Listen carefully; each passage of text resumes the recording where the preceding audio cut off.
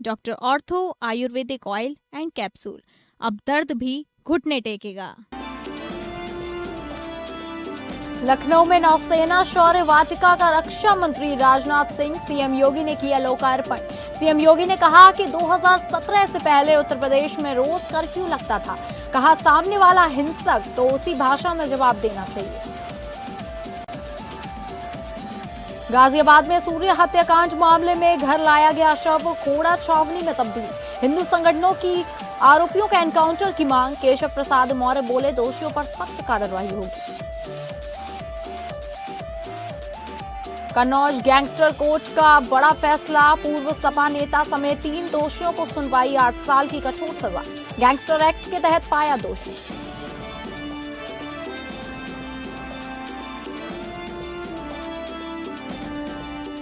नमस्कार, आप सभी का स्वागत है उत्तर प्रदेश बुलेटिन में और मैं हूं आपके साथ अंकिता सिंह। शुरुआत करेंगे बुलेटिन की, जहां लखनऊ में नौसेना शौर्य वाटिका का आज भव्य लोकार्पण हुआ। रक्षा मंत्री राजनाथ सिंह और सीएम योगी इस परियोजना का उद्घाटन किया। भारतीय नौसेना के शौर्य, पराक्रम और तकनीकी क्षमता को समर्पित यह वाटिका सीजी सिटी में विकसित की गई है। यहाँ स्थापित रिटायर्ड युद्धपोत आईएनएस गोमती पर्यटकों के लिए मुख्य आकर्षण होगा। यह देश व प्रदेश के युवाओं को एक नई प्रेरणा देने का भी अवसर है कि भारत की नौसेना के बारे में उसे जानकारी मिलेगी। मुख्यमंत्री योगी आदित्यनाथ ने कहा कि सुरक्षा के बेहतर माहौल में ही विकास की योजनाएं प्रभावी ढंग से आगे बढ़ सकती हैं। याद कीजिए 2017 से पहले इसी उत्तर प्रदेश में हर रोज कर्फ्यू लगता था। पेशेवर माफिया और अपराधियों ने जीना हराम कर दिया। उन्होंने आगे कहा, जब सुरक्षा के मोर्चे पर हम मजबूत होंगे तभी दुनिया भी आपसे मैत्री करेगी। यदि आप कमजोर हैं तो कमजोर के सामने कोई नहीं झुकता। हमारी ऋषि परंपरा भी इसकी प्रेरणा देती है कि अहिंसा परमो धर्म, धर्म हिंसा तथैव च। यदि सामने वाला देश व समाज के लिए खतरा है तो उसके लिए अहिंसा नहीं चल सकती है। सीएम योगी ने कहा कि सामने वाला यदि देश के लिए खतरा है तो उसके साथ अहिंसा नहीं बल्कि उसे उसी की भाषा में जवाब देने के लिए हिंसा का रास्ता अपनाना चाहिए।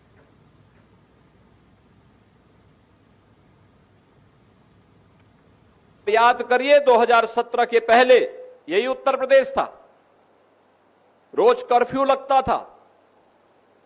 पेशेवर माफिया और अपराधी प्रदेश की व्यवस्था में जीना हराम कर दिए थे। उस असुरक्षित वातावरण में निवेश की संभावना, विकास की संभावनाएं अपने आप ही क्षीण हो जाती हैं। लेकिन जब हमारा सैनिक सुरक्षा के प्रति पूरी प्रतिबद्धता के साथ लग करके अपने कर्तव्यों का निर्वहन करता है तो नागरिकों का भी कर्तव्य बनता है कि वह अपने उन सैनिकों के प्रति सम्मान का भाव रखें। और याद करना, उसी भाव को अंगीकार करते हुए हम लोगों ने लखनऊ में इस नौसेना की इस वाटिका को, इस म्यूजियम को यहां पर आग्रह किया था। और मैं धन्यवाद दूंगा कि आदरणीय रक्षा मंत्री जी की प्रेरणा से नौसेना के अध्यक्ष एडमिरल दिनेश त्रिपाठी जी ने और उनकी पूरी टीम ने हमारी टीम के साथ मिलकर के एक समय सीमा के अंदर इसे पूरा किया। देश में गाजियाबाद की खोरा कॉलोनी में बकरीद के दिन सूर्य चौहान नामक एक युवक की हत्या पर बवाल मचा है। बताया जा रहा है कि सूर्य की हत्या उसके ही मुस्लिम दोस्तों ने की है। पुलिस ने इस मामले में 3 लोगों को गिरफ्तार किया है। मुख्य आरोपी अभी भी फरार है। गाजियाबाद के खोड़ा इलाके में हुए सूर्य हत्याकांड पर उत्तर प्रदेश के उप मुख्यमंत्री केशव प्रसाद मौर्य ने स्पष्ट बयान दिया है कि उनकी सरकार इस मामले में कठोर से कठोर कार्रवाई करेगी। उप मुख्यमंत्री ने घटना पर संज्ञान लेते हुए आश्वासन दिया कि अपराधियों को किसी भी हाल में बख्शा नहीं जाएगा।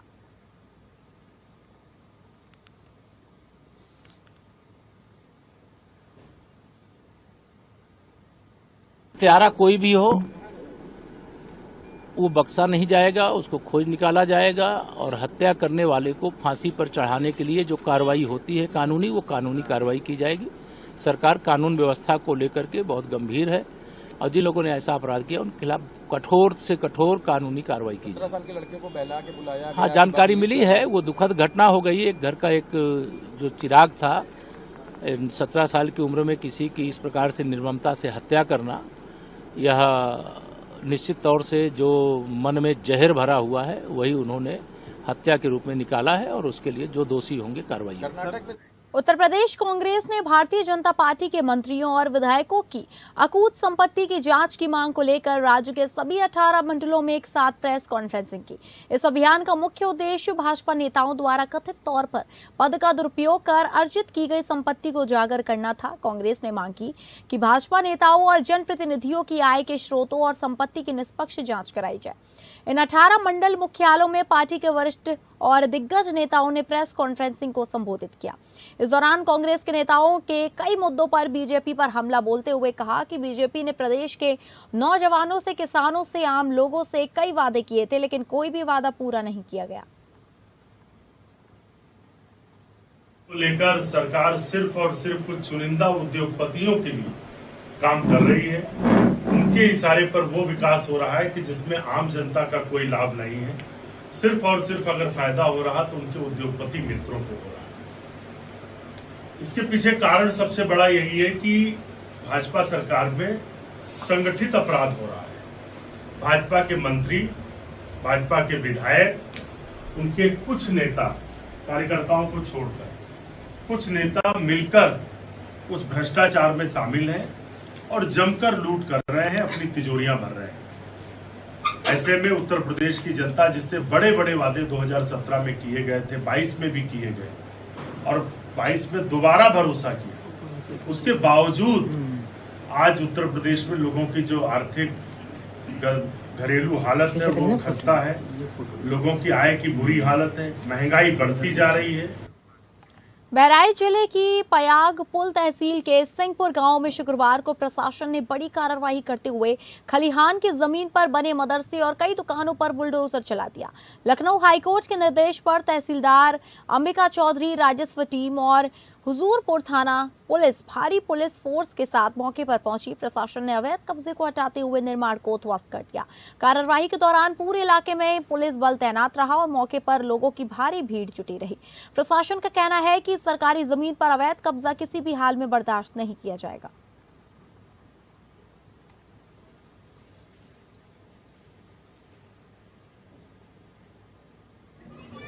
माननीय उच्च न्यायालय के आदेश से क्रम सिंहपुर विधानसभा में जी बेदखली आदेश तहसीलदार कोर्ट से पारित किया गया, जी जिससे क्रम मान के द्वारा निर्देशित किया गया था कि सरकारी भूमि से बंजर खादी जमीन से अवैध को हटवाया जाए। जी जिससे क्रम में आज पुलिस प्रशासन द्वारा अवैध कब्जे को हटवाने की पूर्ण माध्यम से कार्रवाई करी गई है। जी। कुछ लोगों में इस पे जो है माननीय डीएम साहब के यहाँ भी मुकदमा योजित है, जिसके क्रम उसको अभी दर्ज किया जा रहा है। जी तो उसमें निर्देश पारित होने के क्रम उस पर कार्रवाई बेदखली करी जाएगी। जी सर, सिंहपुर ग्राम सभा में और बहुत सारे बंजर भूमि और नवीन पड़ती है जो बहुत सारे लोग कब्जा किए हैं सर, उस पर बुलडोजर का कब कार्रवाई होगी? वो चिन्हित की जाए, हल्का लेखपाल के माध्यम से राजस्व टीम का गठन किया गया। जी। चिन्हांकन पर बुलडोजर कार्रवाई कराई जाएगी। गाजीपुर में पुलिस ने 5 महीने पुरानी चोरी की बड़ी वारदात का खुलासा करते हुए एक शातिर चोर गैंग का भांडाफोड़ किया है।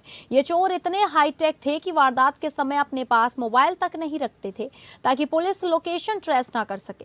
लेकिन आखिरकार मैनुअल इंटेलिजेंस और सोशल मीडिया से मिले सुराग के दम पर पुलिस ने गैंग के सरगना समेत 2 आरोपियों को गिरफ्तार कर लिया है।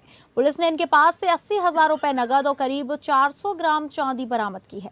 दरअसल मामला गाजीपुर शहर कोतवाली क्षेत्र के महाराजगंज चौकी अंतर्गत बकराबाद इलाके का है, जहां 31 दिसंबर 2025 और 1 जनवरी 2026 की मध्य रात्रि में चोरी की बड़ी वारदात को अंजाम दिया गया था।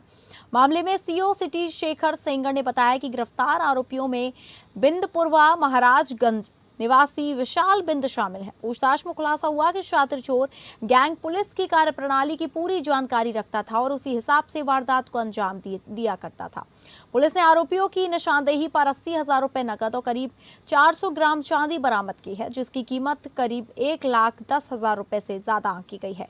फिलहाल पुलिस ने गैंग के 2 शातिर सदस्यों को गिरफ्तार कर लिया है, जबकि बाकी फरार आरोपियों की तलाश लगातार दबिश दी जा रही है। पुलिस का दावा है कि आने वाले दिनों में चोरी की घटना में शामिल अन्य शातिर चोर और चोरी के सामान की भी बरामदगी की जाएगी।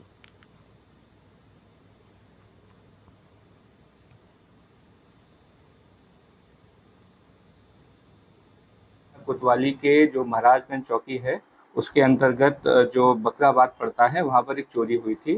आज करीब 5 महीने के बाद हमने उस जो चोर गैंग है उसका भांडाफोड़ किया है और उस गैंग के जो 2 चोर हैं विशाल बिंद उर्फ प्रभास जो कि बिंदपुरवा महाराजगंज का रहने वाला है, और शैलेश उर्फ झुन्नू जो कि सेमराचक थाना कोतवाली का रहने वाला है, उसको आज हमने गिरफ्तार किया है। और उनके निशानदेही पे हमने करीब 80,000 रुपया कैश जो उन्होंने चोरी किया था तथा करीब 400 ग्राम सिल्वर जिसकी कीमत करीब 1,10,000 से 15,000 होगी, वो हमने बरामद किया है। सूरजपुर थाना पुलिस ने घरों की रेकी कर चोरी की वारदातों को अंजाम देने वाले एक शातिर गैंग का खुलासा करते हुए 4 आरोपियों को गिरफ्तार किया है। पुलिस ने आरोपियों के कब्जे से लगभग 50 लाख रुपए मूल्य के सोने चांदी के आभूषण, 1,65,000 रुपए नकद तथा चोरी की घटनाओं में प्रयुक्त एक ऑटो बरामद किया है। पुलिस के अनुसार गिरफ्तार आरोपी पहले घरों की रेकी करते थे और फिर मौका पाकर चोरी की वारदातों को अंजाम देते थे। पूछताछ में पता चला कि आरोपी दिल्ली एनसीआर के विभिन्न क्षेत्रों में चोरी की घटनाओं को अंजाम देते रहे हैं। सूरजपुर थाना पुलिस की जांच में क्षेत्र में हुई 3 चोरी की घटनाओं का खुलासा हुआ। बरामद ज्वेलरी और नकदी इन्हीं वारदातों से संबंधित बताई जा रही है। पुलिस ने चारों आरोपियों के खिलाफ संबंधित धाराओं में मुकदमा दर्ज कर आगे की कानूनी कार्रवाई शुरू कर दी है। साथ ही आरोपियों के आपराधिक इतिहास और अन्य संभावित वारदातों में संलिप्तता की भी जांच की जा रही है। पुलिस अधिकारियों ने बताया कि गैंग के अन्य सदस्यों और उनके नेटवर्क के संबंध में भी जानकारी जुटाई जा रही है ताकि चोरी की अन्य घटनाओं का भी खुलासा किया जा सके। पुलिस आयुक्त महोदया के निर्देशन में थाना सूरजपुर और एसीपी 3rd की टीम के द्वारा एक अंतर जनपदीय शातिर चोरों के एक बड़े गिरोह का पर्दाफाश किया गया है।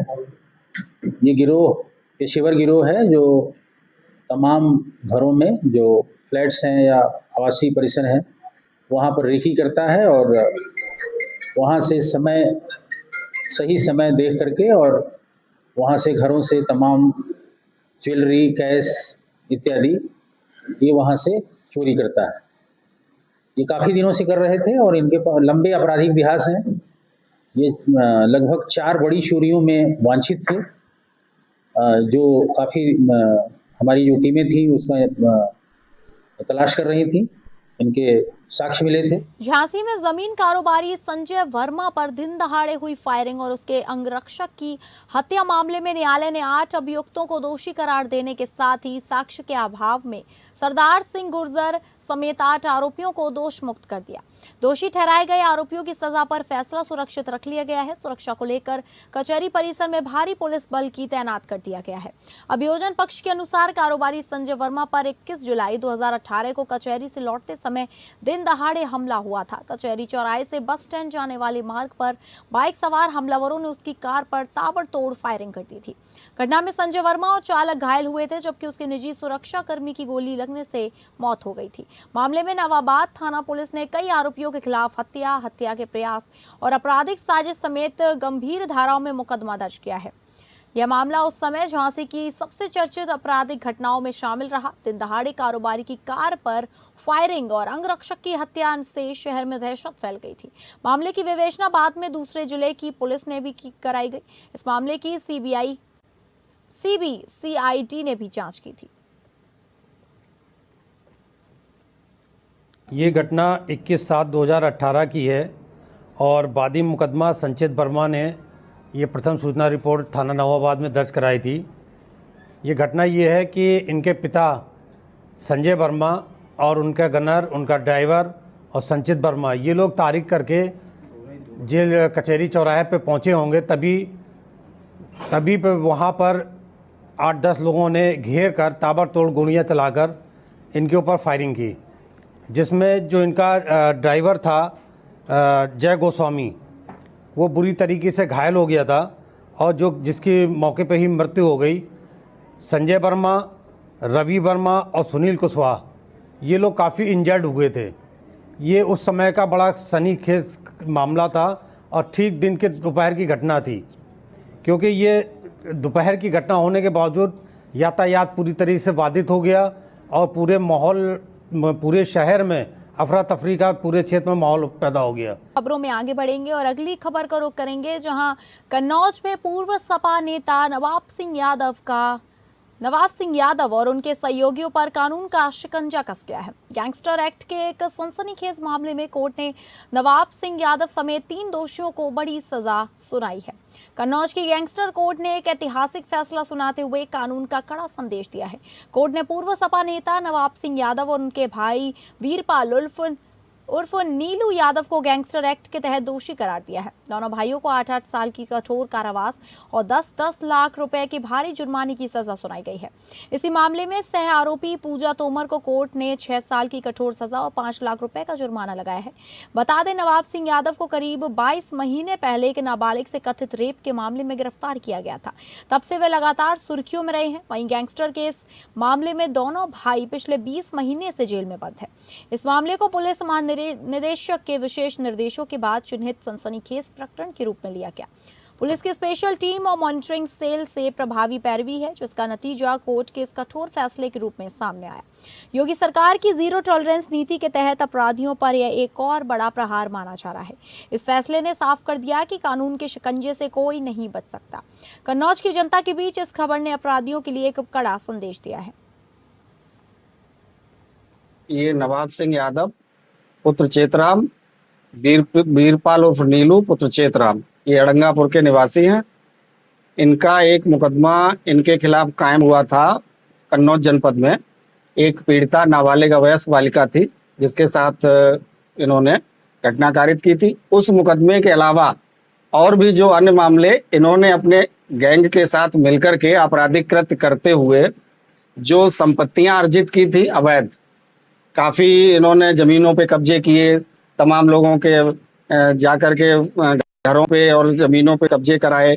उन सब चीज़ों को मिलकर के जब इनके खिलाफ मुकदमे ज़्यादा हो गए तब इनके खिलाफ गैंगस्टर की कार्रवाई, इनका समाज में जब भय और आतंक इतना बढ़ गया तो पुलिस को इनके खिलाफ गैंगस्टर की कार्रवाई करनी पड़ी। कन्नौज से इस समय बड़ी जो खबर है वो गैंगस्टर कोर्ट ने पूर्व ब्लॉक प्रमुख सहित व उसके भाई पर कोर्ट ने बड़ा फैसला सुनाया है। सपा नेता नवाब सिंह यादव उनके भाई नीलू यादव को गैंगस्टर मामले में 8-8 वर्ष की सजा सुनाई गई है और 10-10 लाख रुपए का अर्थदंड जुर्माना भी लगाया है। इस मामले में सह आरोपी बनाई गई पूजा तोमर को कोर्ट ने 6 साल की सजा और 5 लाख रुपए का अर्थदंड जुर्माना लगाया है। आपको बता दें कि नवाब सिंह यादव को 22 महीने पहले एक नाबालिग से कथित रेप के आरोप में गिरफ्तार किया गया था। उसके बाद पुलिस ने गैंगस्टर में मुकदमा पंजीकृत किया और दोनों भाई पिछले 20 महीनों से जेल में बंद हैं, जहां नवाब सिंह यादव बादा जेल में बंद है और नीलू यादव कौशाम्बी जेल में बंद है। यूपी के कौशाम्बी जिले में एक महिला का शव मिलने से सनसनी फैल गई है। महिला रात में अपने पति को खाना देने खेत में गई थी, लेकिन वापस नहीं लौटी। काफी तलाश के बाद उसका शव गांव के बाहर एक बगीचे में मिला। परिजनों ने हत्या की आशंका जताई है। पुलिस मामले की जांच में जुटी है। घटना सराय अकील थाना क्षेत्र के इमली गांव की है। बताया जा रहा है कि मनीता देवी अपने पति को खेत में खाना देने के लिए घर से निकली थी। काफी देर रात तक वापस न लौटने पर परिजनों ने उसकी तलाश शुरू कर दी। खोजबीन के दौरान गांव के बाहर एक बगीचे में महिला का शव पड़ा मिला, जिससे परिवार में कोहराम मच गया। सूचना मिलते ही पुलिस मौके पर पहुंची और जांच पड़ताल शुरू कर दी। मृतका की पहचान मनीता देवी निवासी इमली गाँव के रूप में हुई है। परिजनों ने महिला की हत्या किए जाने का आरोप लगाया है। पुलिस ने शव को कब्जे में लेकर पोस्टमार्टम के लिए पेश दिया है। मेरी माता लेकर आ रही थी खाना कल रात को 8 बजे गोड़ा पे, तो किसी ने अज्ञात लोग हत्या कर डाली वहाँ पे। कहाँ भी किए हैं? दाढ़ी पे 24 हाँ बसवाड़ी। दाढ़ी पे खाना लेकर आ रही थी हमारे पापा को। दशरथ लाल हैं। मिर्जापुर जिले में पुलिस की बड़ी कार्रवाई सामने आई है। चेकिंग के दौरान पुलिस ने 2 फॉर्च्यूनर गाड़ियों से करोड़ रुपए से भरा बरामद किया है बैग। नोटों को आयकर विभाग को सौंप दिए गए हैं। बताया जा रहा है कि कार में नंबर प्लेट थी, जबकि दूसरा कार बिना नंबर प्लेट की थी। 2 व्यापारी कार से कहीं जा रहे थे, तभी पुलिस ने उन्हें रोका। इस दौरान कारों की तलाशी लेने पर हर कोई वहीं जानकारी के अनुसार मिर्जापुर जिले के चील थाना पुलिस शुक्रवार को रूटीन चेकिंग अभियान चला रहा था। इस दौरान पुलिस ने 2 फॉर्च्यूनर को एक साथ आते हुए देखा। कार रुकवाकर जब पुलिस ने उनकी तलाशी ली तो अंदर से पुलिस को 3 बैग नोटों से भरे हुए मिले। पुलिस तुरंत बैगों को कब्जे में लेकर कार सवार लोगों के साथ थाने ले गई। नोटों से बैग मिलने की जानकारी नगर मजिस्ट्रेट और आयकर विभाग को दी गई। करीब 3 घंटे की मेहनत के बाद जब्त नोटों की गिनती पूरी की गई, जो कि करीब 1.5 करोड़ से 2 करोड़ रुपए बताए जा रहे हैं। देखिए, पुलिस को मिली सूचना के अनुसार पुलिस के रूटीन चेकिंग में 2 फॉर्च्यूनर गाड़ियों से पैसे की बरामद की हुई। पैसे आयकर अधिकारियों की उपस्थिति में गिनवाकर सुरक्षित रखा दिया गया। नियमानुसार जो भी कार्रवाई है वो की जा रही है। कितना पैसा रखा था? ये भी बताया जाना नियमानुसार सही नहीं है कि अमाउंट बताया जाए। बस जान लीजिए कि पैसे की बरामदगी हुई है। कितने करोड़ों की बात हो रही है और ये भी कहा जा रहा है कि व्यापारियों का पैसा है। अब जो लोग थे, एक अविनीत बंसल है, एक भारत सिंह है, उनके द्वारा बताया गया कि वो ट्रांसपोर्ट का बिजनेस करते हैं, उसी बिजनेस से संबंधित पैसा है। तो अभी फिलहाल पैसे जब्त कर लिए गए हैं और जो भी नियमानुसार कार्रवाई होगी साक्ष्य से देंगे। संभल जनपद के बहजोई मुख्यालय स्थित डाकघर में करोड़ों रुपए के संदिग्ध लेन देन का मामला सामने आने के बाद हड़कंप मच गया है। वित्त मंत्रालय के निर्देश पर डाक विभाग के कर्मचारी के खिलाफ एफआईआर दर्ज कराई गई है। आरोप है कि विभिन्न पोस्ट ऑफिसों में तैनात रहे कर्मचारी दीपक ने MIS खातों से करोड़ों रुपए का गबन किया और खाता धारकों की जमा पूंजी में अनियमितताएं की। मामले के सामने आने के बाद बड़ी संख्या में खाता धारकों ने संबंधित अधिकारियों से शिकायत कर जांच और कठोर कार्रवाई की मांग की है। मामला ये है, मैंने 4-5 साल पहले 4 लाख रुपए की MIS कराई थी, जिसके पूरे होने पर दीपक कुमार जो विवेक थे बहजोई में, तो उन्होंने कहा था आपका ये कार्यकाल पूरा हो चुका है, मैं नई FD आपको 2-2 लाख रुपए की बना के दे दूंगा, जिसमें ब्याज भी ज़्यादा आएगा और आपका बेनिफिट रहेगा। उसके बाद मैंने कई चक्कर काटे, तब उन्होंने एक किताब दी थी। एक किताब छपने के बाद उन्होंने मुझे बहुत पागल बनाया कि लैपटॉप खराब है, मैं चंदूरी से लेकर नहीं आ रहा हूँ, कि बाहर आ रहा हूँ, और 2 महीने बाद वो वाली किताब दी। बागपत में जिला पूर्ति अधिकारी को उनके ही ऑफिस से विजिलेंस टीम ने 40,000 की रिश्वत के साथ गिरफ्तार कर लिया। विजिलेंस टीम को लगातार रिश्वत देने की शिकायतें मिल रही थी, जिस पर शिकायतकर्ता की शिकायत के बाद विजिलेंस टीम ने छापेमारी करते हुए अनूप तिवारी को उनके ही ऑफिस से रिश्वत के साथ गिरफ्तार कर लिया। जिला पूर्ति अधिकारी पर बूढ़सैनी के राशन डीलर नरेंद्र कुमार से कमीशन की मांग कर रहा था और लगातार आरोप है कि डीलर पर दबाव बनाया जा रहा है और डॉलर की शिकायत के बाद ही उस पर शिकायत की गई और बिजनेस टीम ने उसके ही ऑफिस से अनूप तिवारी को गिरफ्तार कर लिया। हम जो राशन बांटते हैं, जितना राशन वितरण होता है उस पर DSO साहब कमीशन मांगते हैं 25 रुपए कुंटल का, और मेरे से उन्होंने मांगे हैं अब भाई 5-6 महीने से ज्यादा हो गए हैं, 40,000 रुपए कम से कम मुझे लाके। ऐसे ही इन्होंने जो ARO साहब हैं जोगिंदर सिंह, उन्होंने 10,000 मांगे। जब उन्होंने मेरे पर ज्यादा ही तकड़ा करके बार बार दबाव बनाया, विनय बाबू हैं उनसे बार बार फोन कराया, हेमंत बाबू हैं उनसे फोन कराया बार बार, तो मुझे आकर इनकी बात सुननी पड़ी। फिर मैं इनसे मिल के गया, तो फिर दबाव में आकर मैं यहाँ भर के गया, तो मैंने बिजनेस को मैंने फिर शिकायत करी। तो आज कितने पैसे देने थे इनको? आज 40,000 रुपए मैंने इन्हें DSO साहब को दिए हैं और 10,000 रुपए मैंने ARO साहब को दिए। तो फिलहाल उत्तर प्रदेश बुलेटिन में बस इतना ही। नमस्कार।